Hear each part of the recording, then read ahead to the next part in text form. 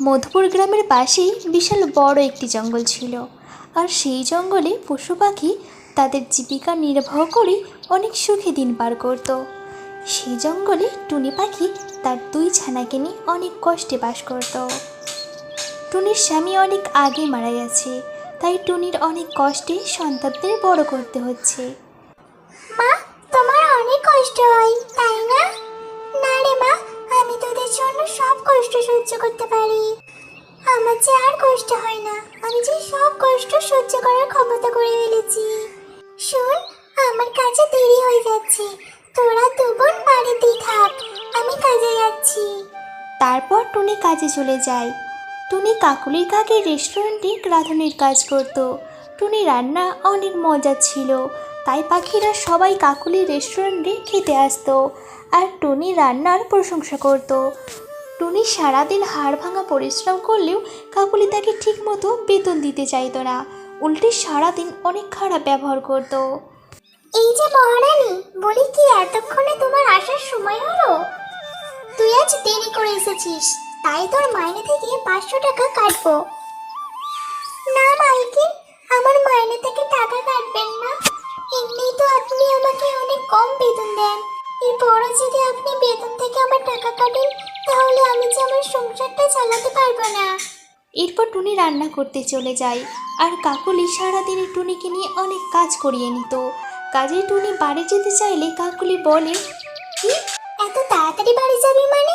বাসনগুলো কে মাজবে শুনি? বাসন মেজে তারপর তুই বাড়ি যাবি।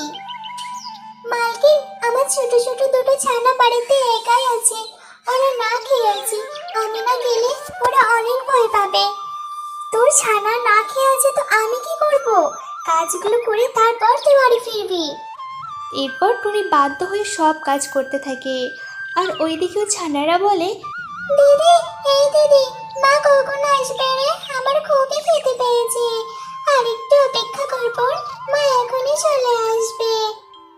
তারপর টুনি কাজ শেষ করে বাড়িতে ফিরে আসে আর ওর ছানাদের রান্না করে দেয়।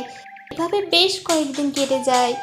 একদিন টুনি রেস্টুরেন্টের কাজ করার সময় হঠাৎ অসুস্থ হয়ে যায়, তবুও কাকুলি ওকে ঝুঁকি দেয় না। তারপর কাকুলি রেস্টুরেন্টে কোকিল খেতে আসে। তখন কোকিল টুনিকে দেখতে পায় আর সাথে সাথে হাসপাতালে নিয়ে যায়।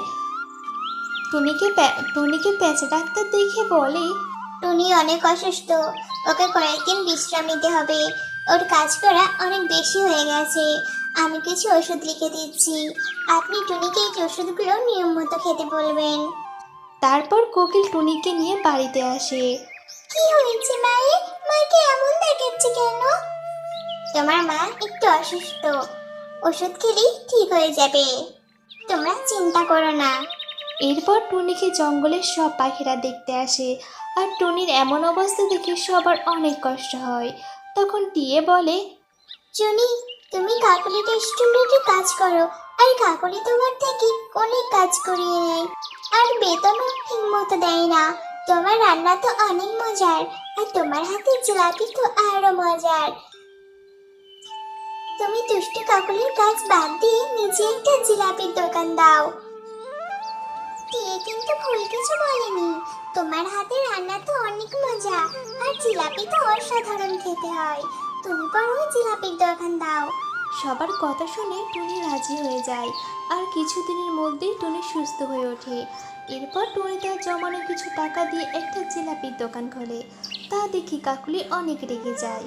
সবাই টুনির দোকানে যায়, কেউ আর কাকুলির দোকানে যায় না। টুনি বোন, তোমার হাতের জিলাপি খুব মজার হয়। কাকুলির রেস্টুরেন্টে কোনো ভালো রাঁধুনি না থাকায় আর রান্না মজা হতো না, তাই আর কেউ সেখানে যেত না। এরপর টুনি একটু ভালো রোজগার করতে থাকে, তাদের আর কোনো কষ্ট থাকে না। তারা মা মেয়ে মিলে সবাই খুব হাসি খুশিতে দিন কাটাতে থাকে।